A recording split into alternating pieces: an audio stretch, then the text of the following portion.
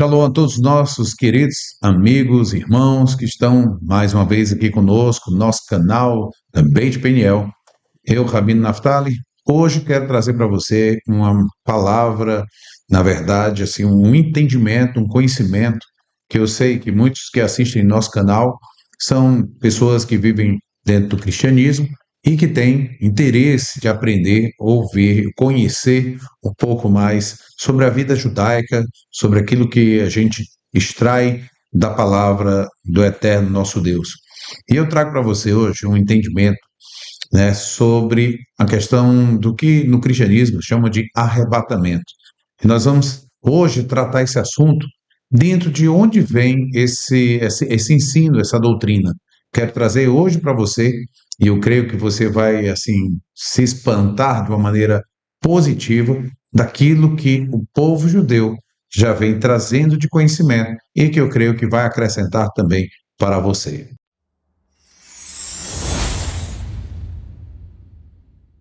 Um assunto que eu creio que no mundo cristão é muito falado, mas eu vejo que é pouco compreendido, porque na verdade olham as palavras de Shaul, né, Paulo, e às vezes acham que ele está trazendo uma coisa nova e não sabe que isso já é uma expectativa, uma espera e um conhecimento no meio judaico.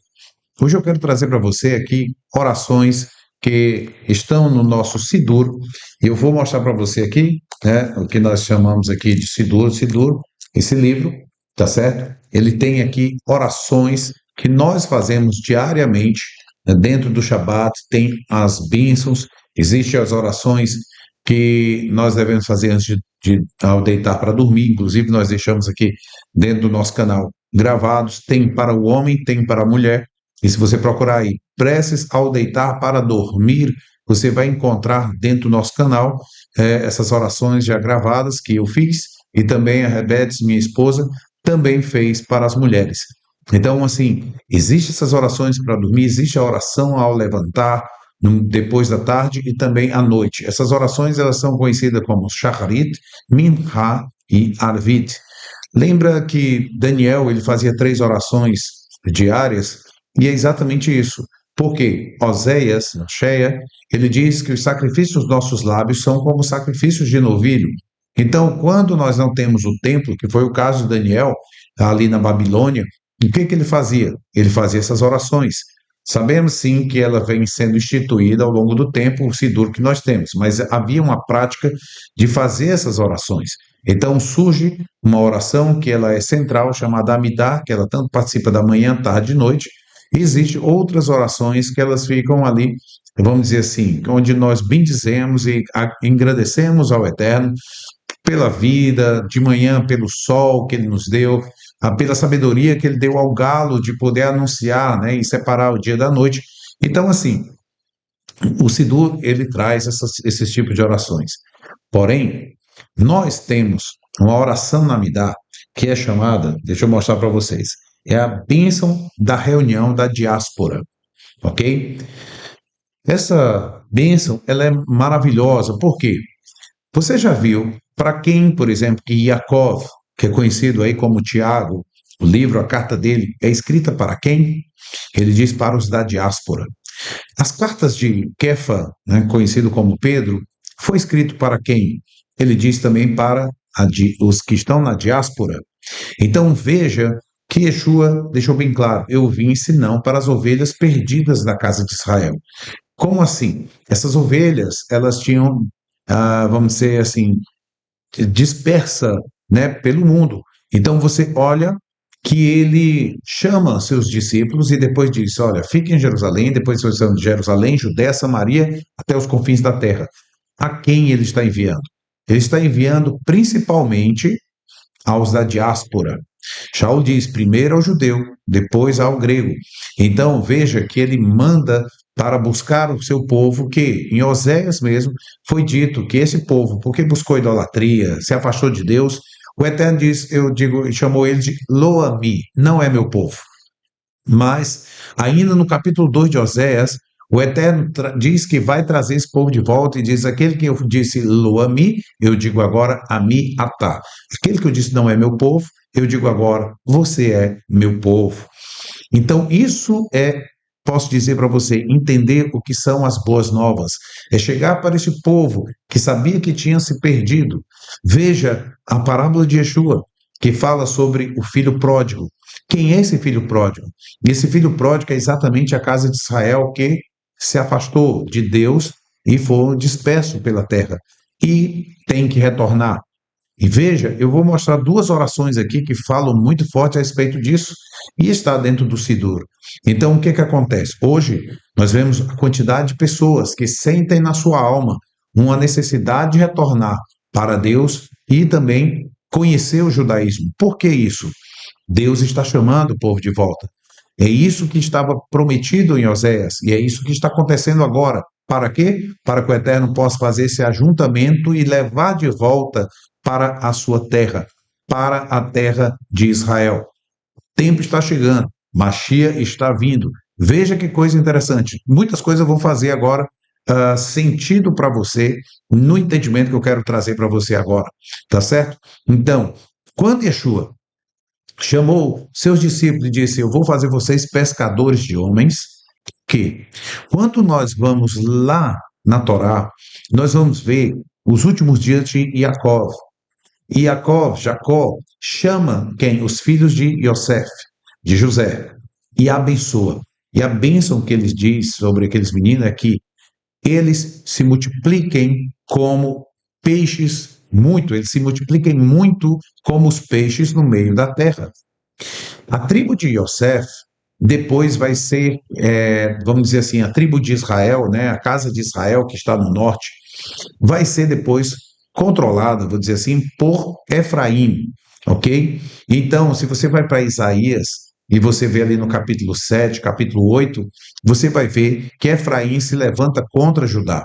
E por isso, depois de todos os problemas de idolatria e outras coisas mais, o Eterno espalha as tribos do norte, as 10 tribos que estão no norte. E quem são essas tribos? A tribo de Efraim, chamado como a casa de Israel. Os efraimitas, vamos chamar assim, tá? Vamos conhecer por essa parte. O que que acontece aí? Yeshua agora, né, chama os seus discípulos para serem pescadores de quem? De homens. E a bênção sobre Efraim era para que ele fizesse o quê? Se multiplicasse muito como os peixes no meio da terra. Deu para conectar? Então, o que que Yeshua pediu aos seus discípulos para fazer o quê? Vão anunciar a eles que eles estão de volta, que eles, aqueles que foram ditos Lo-Ami, agora você é dito Amiatá, vocês são meu povo. Veja que a carta de Pedro, de Kefa, quando ele escreve, ele diz, ele volta para os da diáspora dizendo, vocês são nação santa, sacerdócio real, um reino de sacerdotes. Pedro começa a dizer para eles, vocês estão de volta, a bênção que Deus falou para vocês hoje está conectada novamente. E é isso mesmo. Então, o que que acontece? Agora, todo o povo de Israel continua a buscar esse povo que está afastado, ou perdido, ou que não sabe onde estão, tá certo? Por exemplo, os Anusim, ou quero dizer, Binei Anusim, os filhos dos forçados no período da Inquisição.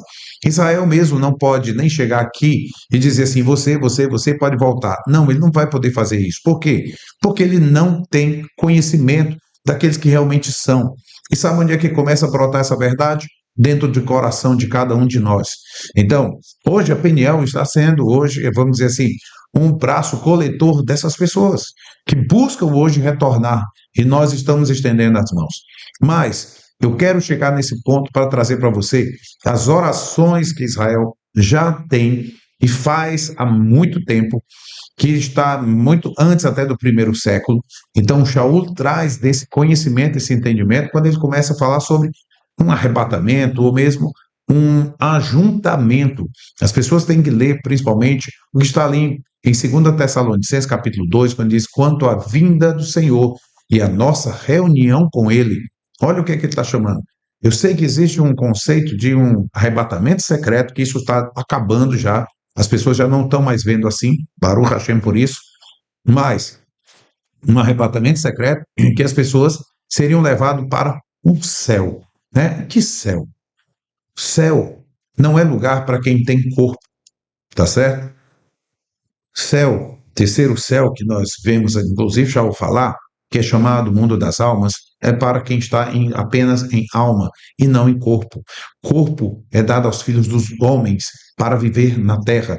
Vou mostrar só dois textos para que você saiba. Em Salmos diz que os justos herdarão a terra. E lá na palavra de Yeshua, sobre os mansos, ele diz: os mansos herdarão a terra. Se você foi feito para morar no céu, por que o Senhor está dizendo que vai herdar a terra? Pergunta que eu faço, procure então resposta, tá bom? Porque nós temos que herdar a terra, pois a terra foi feita para os justos e os ímpios é que tem que ser retirado. E aí, se eu fosse falar aqui sobre essa questão, né, do que as pessoas têm crença, eu posso tocar no outro assunto aqui rapidinho. É em relação, porque eu ia levar muito tempo para tratar sobre isso e o vídeo não pode ser muito longo. Mas eu quero que você veja o que Yeshua fala, por exemplo, que seria a vinda do Mashiach. Ele diz, assim como no tempo do dilúvio, que veio e levou a muitos, assim também dois estarão no campo, um será levado. Entenda que esse levado é retirado, não é a história de arrebatamento. O texto começa dizendo do dilúvio que levou, assim dois, um será levado, dois numa cama, um será levado. O outro fica, porque na verdade a terra é para os justos, a terra é para os mansos.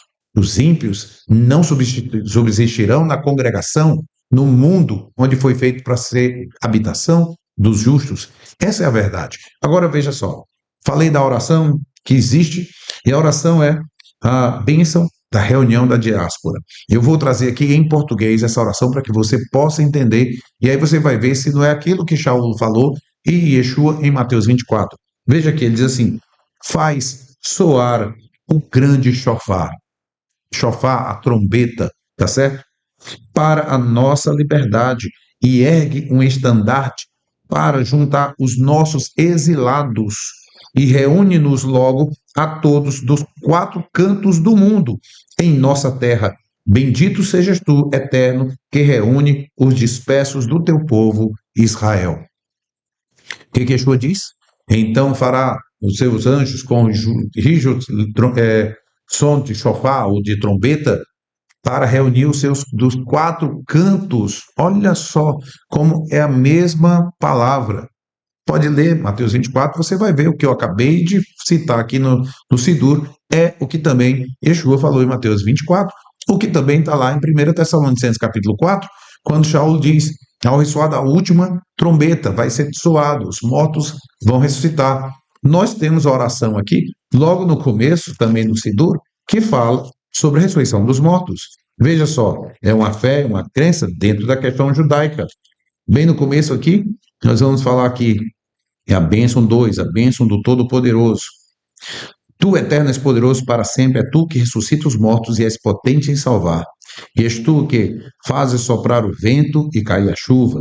Tu sustentas a vida com misericórdia, ressuscita os mortos com grande piedade, ampara os caídos e cura os doentes, afrouxa as ataduras dos que estão em grilhões e confirma a tua fidelidade aos que dormem no pó. Quem é como tu és, ó eterno e poderosos atos? Quem pode ser comparado a ti, ó rei, que tiras e restitui a vida e que fazes florescer a salvação? E aí a gente encerra dizendo, e tu és fiel para ressuscitar os mortos, bendito sejas tu, eterno, que ressuscita os mortos. Nós estamos falando da ressurreição dos mortos, nós estamos falando de faz soar o teu grande chofar, para trazer, dentro do judaísmo se sabe que na chegada de Mashiach, que virá esse ressoar dessa trombeta para juntar a todos e também ressuscitar os mortos.